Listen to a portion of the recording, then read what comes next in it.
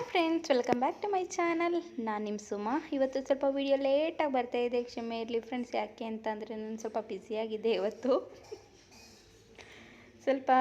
ಶುಕ್ರವಾರ ಅಲ್ವಾ, ಸ್ವಲ್ಪ ವಾರ ಎಲ್ಲ ಮಾಡಿ ನಾನು ಈ ವಾಯ್ಸ್ ಓವರ್ ಕೊಟ್ಟು ಇವಾಗಲೇ ಅಪ್ಲೋಡ ಮಾಡ್ತೀನಿ ವಿಡಿಯೋ. ಇಲ್ಲಿ ನಾನು ಒಂದು ಶಾರ್ಟಾಗಿ ಒಂದು ಸ್ಲೀವ್ಸ್ನ ಯಾವ ರೀತಿಯಾಗಿ ಈಸಿಯಾಗಿ ಕಟ್ಟಿಂಗ್ ಮಾಡ್ಕೊಳ್ಳೋದು, ಸ್ವಲ್ಪ ಆಲ್ಟ್ರೇಷನ್ ಬರ್ದಂಗೆ ಸ್ಟೆಪ್ ಬೈ ಸ್ಟೆಪ್ ಇವತ್ತು ನಾನು ನಿಮಗೆ ಹೇಳ್ಕೊಡ್ತಾ ಇದ್ದೀನಿ ಫ್ರೆಂಡ್ಸ್. ಅಲ್ಲಿ ಸ್ಟಾರ್ಟ್ ಮಾಡೋಕ್ಕೆ ನಮ್ಮ ಯಾರೆಲ್ಲ ನನ್ನ ಚಾನಲ್ನ ಹೊಸ್ದಾಗಿ ನೋಡ್ತಾಯಿದ್ರೆ ಪ್ಲೀಸ್ ನನ್ನ ಚಾನಲ್ನ ಸಬ್ಸ್ಕ್ರೈಬ್ ಮಾಡಿಕೊಂಡು ಸಪೋರ್ಟ್ ಮಾಡಿ.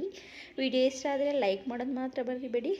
ನಿಮಗೆ ನನ್ನ ಇನ್ನೂ ಇಷ್ಟ ಆದರೆ ನಿಮ್ಮ ಫ್ಯಾಮಿಲಿ ಫ್ರೆಂಡ್ಸ್ ಜೊತೆ ನನ್ನ ವಿಡಿಯೋನ ಶೇರ್ನ ಮಾಡ್ಕೊಳ್ಳಿ ಫ್ರೆಂಡ್ಸ್ ಆದಷ್ಟು. ಇವಾಗ ನೋಡಿ, ಇಲ್ಲಿ ನಾನು ನಾನು ಯಾವಾಗೂ ಹೇಳ್ತೀನಲ್ವ, ನಾನು ಲೈನಿಂಗ್ ಮೇಲೆ ಮೆಜರ್ಮೆಂಟಿಗೆ ಕಟ್ ಮಾಡ್ಕೊಳ್ಳೋದು, ಮೇನ್ ಫ್ಯಾಬ್ರಿಕ್ ಮೇಲೆ ಕಟ್ ಮಾಡ್ಕೊಳ್ಳಲ್ಲ. ನಾನು ನನ್ನ ವೀಡಿಯೋಸ್ನಲ್ಲಿ ಇದು ಕ್ಲಿಯರಾಗಿ ಹೇಳಬೇಕಿತ್ತು, ಹೇಳಿದ್ದೀನಿ. ಹಂಗಾಗಿ ಇವಾಗ ಇದು ನೋಡಿ, ಇದು ಸ್ಮಾಲ್ ಸೈಜ್ ಬ್ಲೌಸ್ ಅಂದರೆ ತುಂಬ ಸ್ಮಾಲ್ ಸೈಜು ಫ್ರೆಂಡ್ಸ್. ಇದು ಅವ್ರು ತುಂಬ ಅಂದರೆ ತುಂಬಾ ಸಣ್ಣ ಇದ್ದಾರೆ. ಇದು ಇವಾಗ ಬ್ಲೌಸ್ ಲೆಂತ್ ನಾನು ನೋಡ್ಕೊತಾ ಇದ್ದೀನಿ. ಹಾಗಾಗಿ ನಾನಿಲ್ಲಿ ಬಾಡಿ ಮೆಜರ್ಮೆಂಟ್, ಇದು ನಾರ್ಮಲ್ ಬ್ಲೌಸೇ ಅಲ್ವಾ, ಅಂದರೆ ವರ್ಕ್ ಬ್ಲೌಸು, ಕಟ್ಟಿಂಗ್ ನಾರ್ಮಲಾಗೆ ಡಾಟ್ಸ್ ಮತ್ತು ಕ್ರಾಸ್ ಪಟ್ಟಿಯೆಲ್ಲ ಇಟ್ಟೆ ಸ್ಟಿಚ್ ಮಾಡೋದಲ್ವ. ಹಾಗಾಗಿ ಅದನ್ನು ತೋರಿಸ್ತಾ ಇಲ್ಲ. ಅಲ್ಲಿ ಸ್ಲೀವ್ಸ್ ಮಾತ್ರ ತುಂಬ ಡೀಟೇಲಾಗಿ ಇವತ್ತು ನಾನು ಹೇಳ್ಕೊಡ್ತಾ ಇದ್ದೀನಿ. ಇಲ್ಲಿ ಬಂದುಬಿಟ್ಟು ಅವ್ರದ್ದು ಮೆಜರ್ಮೆಂಟು ಸೇರಿ ಇಲ್ಲ 10 ಇದೆ. ಅಂದರೆ ನಾನು ಮೇಲ್ಗಡೆ ಮಾರ್ಜಿನ್ ಸೇರಿಸಿ ತೊಗೋತಾ ಇದ್ದೀನಿ. 10 ಇದೆ. ನೀವೇನಾದರೂ ಮಾರ್ಜಿನ್ ಬಿಟ್ಟು ತೊಗೋತೀನಿ ಅಂದರೆ 9.5 ತೊಗೊಳ್ಳಿ. ನೆಕ್ಸ್ಟ್ ಒಂದು 1 ಇಂಚ್ ಎಕ್ಸ್ಟ್ರಾ ತೊಗೊಳ್ಳಿ, ಕೆಳಗಡೆ ಮಾರ್ಜಿನಿಗೆ ಮತ್ತು ಮೇಲ್ಗಡೆ ಮಾರ್ಜಿನಿಗೆ. ಇಲ್ಲಿ ನಾನು ನಿಮ್ಗೆ ಅದೇ ಥರ ಹೇಳ್ತೀನಿ, 9.5 ತೊಗೊಳ್ಳಿ, 10.5 ಇಂಚನ್ನ ನೀವು ರೆಡಿನ ತೊಗೊಳ್ಳಿ. ಆವಾಗ ನಿಮಗೆ 9.5 ನಿಮಗೆ ಸ್ಟಿಚ್ ಮಾಡಿದ್ಮೇಲೆ ರೆಡಿ ಸಿಗುತ್ತೆ. ಹಂಗಾಗಿ ಇವಾಗ ಇಲ್ಲೂ ನೋಡಿ, ಕರೆಕ್ಟಾಗಿ 10.5 ಇಂಚಿಗೆ ಇಲ್ಲೊಂದು ಮಾರ್ಕ ಮಾಡ್ಕೊತಾ ಇದ್ದೀನಿ.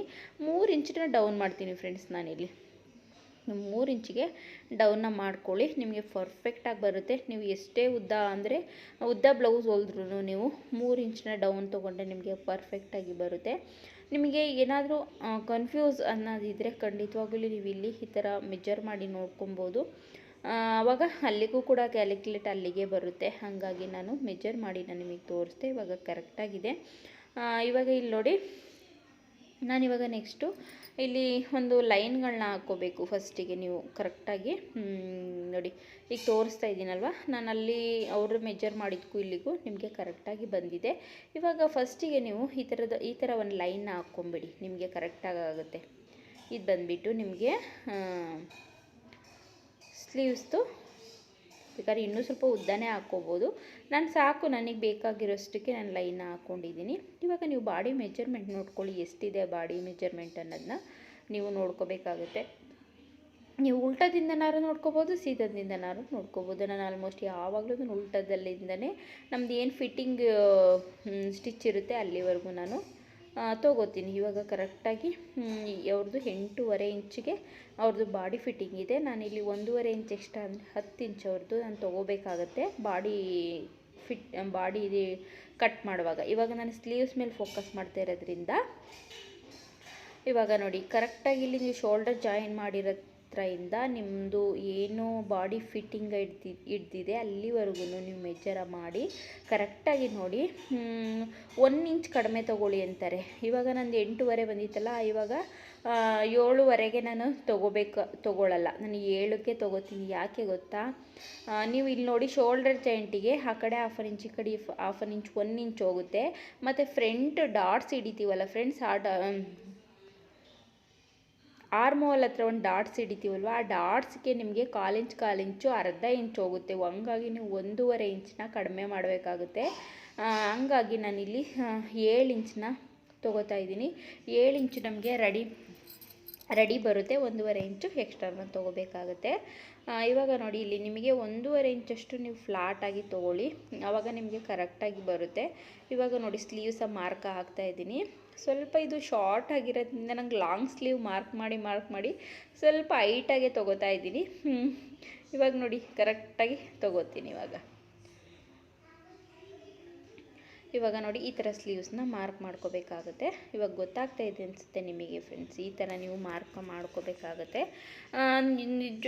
ಎಲ್ಲೂ ತುಂಬಾ ಈಸಿಯಾಗಿ ಹೇಳ್ಕೊಟ್ಟಿದ್ದೀನಿ ಇವತ್ತು ಸ್ಲೀವ್ಸ್ನ ಯಾವ ರೀತಿ ಮಾಡ್ಕೊಳ್ಳೋದನ್ನ ಸ್ಟೆಪ್ ಬೈ ಸ್ಟೆಪ್ಪೇ ಹೇಳಿದ್ದೀನಿ ಅಂತ ಹೇಳ್ಬೋದು. ನೋಡಿ ನಾನು ಇಲ್ಲಿ ಯಾವುದೇ ರೀತಿ ಮಾರ್ಕ್ ಅಂದರೆ ಮೆಜರ್ಮೆಂಟ್ ತೊಗೊಂಡು ಬರೆದಿಟ್ಕೊಂಡಿಲ್ಲ, ನಿಮಗೆ ಅಲ್ಲೇ ಲೈವಲ್ಲೇ ನಾನು ನಿಮಗೆ ಮೆಜರ್ ಮಾಡಿ ನಾನು ನಿಮಗೆ ತೋರಿಸ್ತಾ ಇದ್ದೀನಿ. ಇಲ್ಲಿ ಬಂದುಬಿಟ್ಟು ನಮಗೆ ಸ್ಲೀವ್ಸ್ ಫಿಟ್ಟಿಂಗ್ ಬಂದುಬಿಟ್ಟು 4.5 ಇಂಚ್ ಇದೆ ಅವ್ರದ್ದು. ಹಂಗಾಗಿ ನಾನು 4.5 ಇಂಚಿಗೆ ಮಾರ್ಕ್ ಹಾಕ್ಕೊಂಡಿದ್ದೀನಿ. ನೀಟಾಗಿ ನಾವು ಇಲ್ಲಿ 7 ಇಂಚಿಗೆ ಮತ್ತು ಇಲ್ಲಿ 4.5 ಇಂಚಿಗೆ ಮಾರ್ಕ್ ಹಾಕಿದ್ದೀವಲ್ಲ, ಅವೆರಡು ಜಾಯಿನ್ನ ಮಾಡ್ಕೊಳ್ಳೋಣ.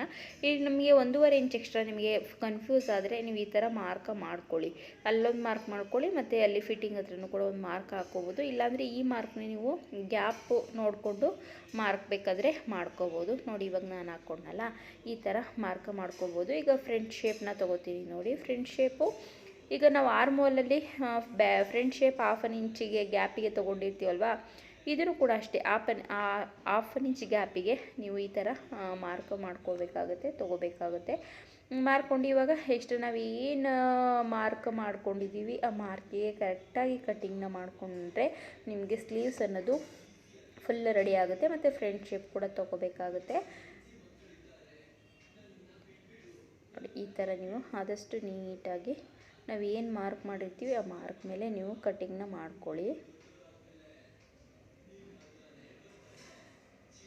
ಕಟ್ಟಿಂಗ್ ಮಾಡಿಕೊಂಡು ಇವಾಗ ಫಸ್ಟಿಗೆ ನೀವು ಏನು ಮಾಡಬೇಕು ಗೊತ್ತಾ, ಆ 4 ಲೇಯರ್ನು ಇಟ್ಬಿಟ್ಟು ಬಾಡಿ ಫಿಟ್ಟಿಂಗ್ ನ್ಯಾಚಿಗೆ ನೀವು ಬಾಡಿಗೆ ಫಿಟ್ಟಿಂಗ್ ಹತ್ರ ಬರುತ್ತಲ್ಲ ಅಲ್ಲಿಗೆ ನೀವು ನ್ಯಾಚನ್ನ ಹಾಕಿ, ನೀವು ಯಾವತ್ತೂ ಅಷ್ಟೇ ಈ ಥರ 2 ಪೋರ್ಷನ್ ಆಗಿ ಡಿವೈಡ್ ಮಾಡಿಕೊಂಡು ನೀವು ಫ್ರಂಟ್ ಶೇಪ್ನ ತೊಗೋಬೇಕಾಗುತ್ತೆ.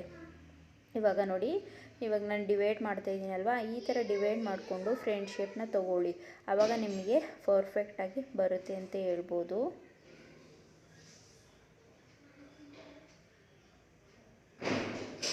ನೋಡಿ ಇವಾಗ ಫ್ರಂಟ್ ಶೇಪು ಮತ್ತು ಅದಕ್ಕೆ ಫ್ರಂಟ್ ಶೇಪೇ ನಿಮಗೆ ಇದೇ ಒಂದೇ ಸೈಡಿಗೆ ಬರುತ್ತೆ ಅನ್ನೋಕ್ಕೆ ಅಂದರೆ ನಿಮಗೆ ಕರೆಕ್ಟಾಗಿ ಅದೇ ಶೇಪಿಗೆ ಬರಬೇಕು ಅಂದರೆ ಈ ಥರ ಫ್ರಂಟ್ ಶೇಪಿಗೆ ಒಂದು ನ್ಯಾಚ್ ಹಾಕ್ಕೊಳ್ಳಿ.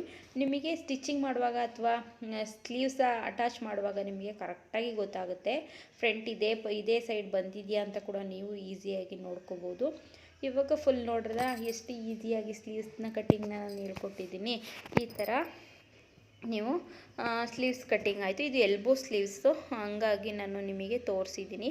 ಇವಾಗ ಮೇನ್ ಫ್ಯಾಬ್ರಿಕ್ ಮೇಲೆ ಇದು ವರ್ಕ್ ಬ್ಲೌಸ್ ಆಗಿರೋದ್ರಿಂದ ಅದು ವರ್ಕ್ ಆಗಿದೆ, ಬಟ್ ನಾನೇ ಹಾಕಿರೋದು. ಇದ್ರದ್ದು ನೆಕ್ಸ್ಟ್ ವೀಡಿಯೋನಲ್ಲಿ ಬರುತ್ತೆ ವರ್ಕ್ ಹಾಕಿರೋದು ಬ್ಲೌಸು. ನಾನು ಯಾವ ಥರ ವರ್ಕ್ ಹಾಕಿದ್ದೀನಿ ಅನ್ನೋದು ನೆಕ್ಸ್ಟ್ ವೀಡಿಯೋನಲ್ಲಿ ಬರುತ್ತೆ ನೋಡಿ. ಇವಾಗ ಸ್ಲೀವ್ಸ್ ಕಟ್ಟಿಂಗ್ ಆಗಿರೋದ್ರಿಂದ ಇದನ್ನು ಕೂಡ ನಾನು ಅದೇ ಥರ ಹಿಡಿದು ಕಟ್ಟಿಂಗ್ನ ಮಾಡ್ಕೋತಾ ಇದ್ದೀನಿ. ಇದು ಸ್ಮಾಲ್ ಸೈಜ್ ಆಗಿರೋದ್ರಿಂದ ಬಟ್ಟೆ ಯಾವುದೇ ಥರ ಜಾಯಿಂಟ್ ಹಾಕ್ಕೊಳ್ಳೋದು ಏನಿಲ್ಲ, ಹಂಗಾಗಿ ನಾನು ಒಂದು ಬ್ಯಾಕ್ ಶೇಪಿಗೆ ಬರೋ ಥರ ಹಿಡಿದ್ಬಿಟ್ಟು ನಾನು ಈ ಥರ ಕರೆಕ್ಟಾಗಿ ಕಟ್ಟಿಂಗ್ನ ಮಾಡ್ಕೊಂಡಿದ್ದೀನಿ. ಒಂದು ಫ್ರಂಟ್ ಶೇಪ್ನ ಹಿಡಿದ್ಬಿಟ್ಟು ಕರೆಕ್ಟಾಗಿ ಕಟ್ಟಿಂಗ್ನ ಮಾಡ್ಕೊಂಡಿದ್ದೀನಿ. ನೀವು ಸ್ವಲ್ಪ ಬಟ್ಟೆಗಳನ್ನ ಬಿಟ್ಕೊಂಡು ಕಟ್ ಮಾಡಿಕೊಂಡ್ರೆ ಕರೆಕ್ಟಾಗಿ ಸ್ಟಿಚ್ ಮಾಡುವಾಗಲೇ ನೀವು ಅದನ್ನು ಕರೆಕ್ಟ್ ಮಾಡ್ಕೋಬೋದು. ಹೀಗಾಗಿ ಇವಾಗ ನೋಡಿ ಈ ಥರ ಕಟ್ನ ಮಾಡಿಕೊಂಡು ನೆಕ್ಸ್ಟ್ ನಾನು ಕಟ್ ಮಾಡ್ತೀನಿ. ನಾನು ಆದಷ್ಟು ಮಾರ್ಜಿನ್ನ ಬಿಟ್ಕೋತೀನಿ ಫ್ರೆಂಡ್ಸ್, ಎಲ್ಲೂ ನಾನು ಇದು ಮಾಡಲ್ಲ, ಆದಷ್ಟು ಮಾರ್ಜಿನ್ನ ಬಿಟ್ಕೋತೀನಿ ನಾನು.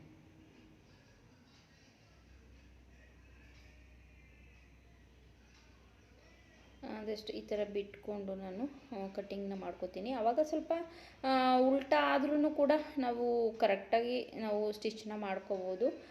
ನಮಗೆ ಲೈನಿಂಗ್ ಏನು ಸ್ಟಿಚ್ ಉಲ್ಟಾಗಿರಲ್ಲ.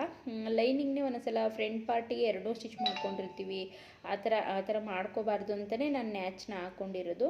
ಆಲ್ಮೋಸ್ಟ್ ನಾವು ಅವೆಲ್ಲ ನೋಡ್ಕೋಬೇಕು, ಸ್ಟಿಚ್ ಮಾಡುವಾಗ ತುಂಬ ನೋಡಿಕೊಂಡು ಸ್ಟಿಚ್ ಮಾಡಿದ್ರೆ ಅವಾಗೆಲ್ಲರೂ ಕಂಫರ್ಟಬಲ್ ಆಗುತ್ತೆ. ಇವಾಗ ನೋಡಿ ಕರೆಕ್ಟಾಗಿ ನಾನಿಲ್ಲಿ ನಾನು ಅವಾಗ ಕಟ್ ಮಾಡ್ಕೊಂಡಲ್ಲ ಹಾಗೆ ಇದನ್ನು ಕೂಡ ಕಟ್ ಮಾಡ್ಕೋತಾ ಇದ್ದೀನಿ ಫ್ರೆಂಡ್ಸ್. ನೋಡಿ ತುಂಬ ಕಡಿಮೆ ಟೈಮಲ್ಲಿ ನಾನು ನಿಮಗೆ ಯಾವ ರೀತಿಯಾಗಿ ಸ್ಲೀವ್ಸ್ನ ಕಟ್ಟಿಂಗ್ ಮಾಡ್ಕೊಳ್ಳೋದು ಅನ್ನೋದನ್ನ ಈಸಿ ಮೆಥಡಲ್ಲಿ ನಾನು ನಿಮಗೆ ತೋರಿಸ್ಕೊಟ್ಟಿದ್ದೀನಿ, ಸ್ಟೆಪ್ ಬೈ ಸ್ಟೆಪ್ ತೋರಿಸ್ಕೊಟ್ಟಿದ್ದೀನಿ ಅಂತ ನನ್ನ ಭಾವನೆ. ಹಾಗಾಗಿ ಈ ವಿಡಿಯೋ ಇಷ್ಟ ಆದರೆ ಪ್ಲೀಸ್ ಲೈಕ್ ಮಾಡಿ, ಶೇರ್ ಮಾಡಿ, ಸಬ್ಸ್ಕ್ರೈಬ್ ಮಾಡಿಕೊಂಡು ಸಪೋರ್ಟ್ ಮಾಡಿ ಎಲ್ಲರೂ. ಆ ವಿಡಿಯೋ ಇಷ್ಟ ಆದರೆ ಲೈಕ್ ಮಾಡೋದು ಮಾತ್ರ ಮರಿಬೇಡಿ ಫ್ರೆಂಡ್ಸ್. ನೆಕ್ಸ್ಟ್ ವಿಡಿಯೋನ ಸಿಗ್ತೀನಿ, ಅಲ್ಲಿವರೆಗೂ ಬಾಯ್.